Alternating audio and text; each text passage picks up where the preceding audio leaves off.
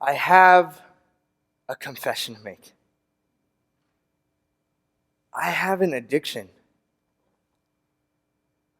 I'm addicted to the feeling I get when I serve others.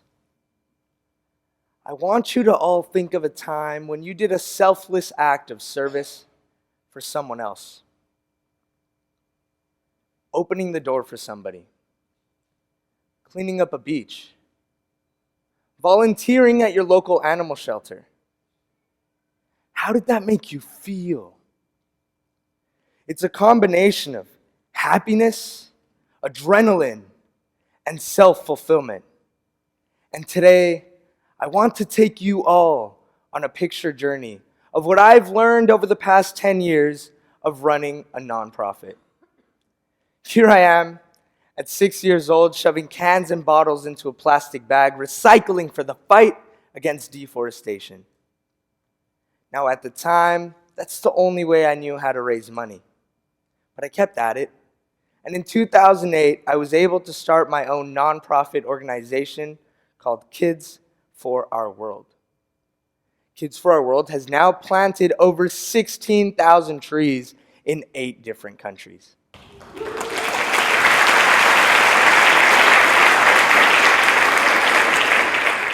As you can imagine, going into high school, the idea of service was nothing new to me. But don't get me wrong, being a freshman in high school is nerve-wracking. I was nervous, I was scared, I didn't know what to expect. But when we got to freshman orientation, we received a list of all of our graduation requirements. On that list was completing 30 hours of community service. Now, the teachers and staff eloquently called it a service learning project, which really just meant that teenagers were required to work for free. And let me tell you, teenagers hate working for free. But as for myself, I'm more of a freak of nature, you could say. You see, as of last year, I had over 550 recorded community service hours. And to tell you the truth, I know I've done a lot more, but I completely lost count. Because it's not about the hours, it's about the feeling I get when I serve others. In 2015, Kids for Our World took on its biggest project yet. A group of 7 ambassadors and I flew down into the rainforest of Central America to accomplish 3 main goals. Number 1, replant 2.5 acres of rainforest. Number 2, help save endangered species. And number 3, have a cultural exchange with the Maleku Indians. Sounds awesome, right? Now picture this. As we stare out of the window of our bus, we're anxious for the journey that lie ahead. The bumpy, unpaved road reminds us just how far we've come from our comfortable homes over 3,000 miles away. And after a day and a half of travel, we finally arrive. We're greeted by one of the Maleku Indians. Although he's a bit shorter than us, his presence makes him seem like he towers twice our size, arms thicker than tree trunks. And on his left hand, he held a machete, while extending his right to shake ours. And his name? Jimmy. I was not expecting that. Our project begins and we find ourselves glancing at a seemingly endless wall of lush vegetation. And following Jimmy's lead, we begin to push our way through the trees. Howler monkeys and birds soar above our heads, and the sounds of large insects echo throughout. 2 biologists accompany our trek, instructing us to collect seedlings along the way that will be used for a tree nursery. Now, this nursery is not only to help plant trees, but also to provide a safe, biodiverse home for thousands of endangered species. Now, the cultural exchange we had with the Maleku Indians was just mind-blowing. They teach us how to shoot bows and arrows, cook traditional meals, and tell ancient folk tales. In return, we hope to share one of our favorite pastimes, so we decide to play a friendly game of soccer in the village. Now, we thought we were going to be teaching them how to play, but boy, were we wrong. They kicked our butts 6-3. On that week, we all worked as one, despite our backgrounds being a world apart, and I realized my addiction once again. I am addicted to the feeling I get when I serve others.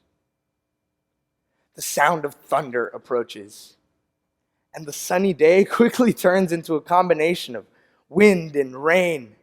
And I look to my right and I see some of my team members returning from the forest, trying to catch their breath. I see more team members packing dirt into small plastic bags, while I see the rest of my team carefully planting the rest of the trees into the nursery while swiping the sweat and mud off of their foreheads. One of the Maleku that was working with us lived right next to the site. I looked at his home and I was in complete disbelief.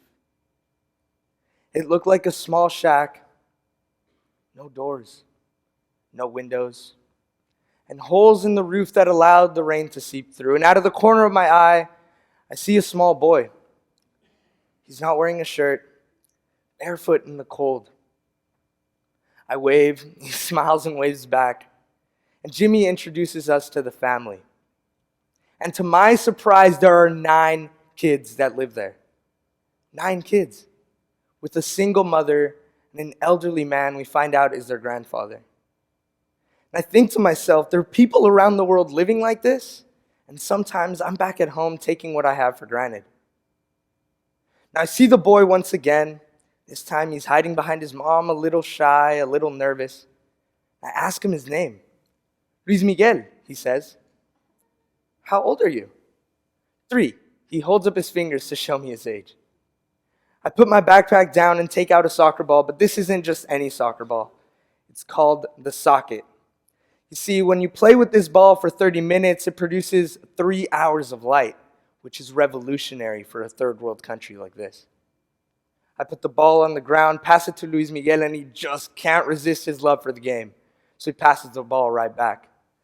Soon enough, the rest of my team members join in, the rest of the kids join in as well for a combination of high fives, smiles, laughs, and hugs.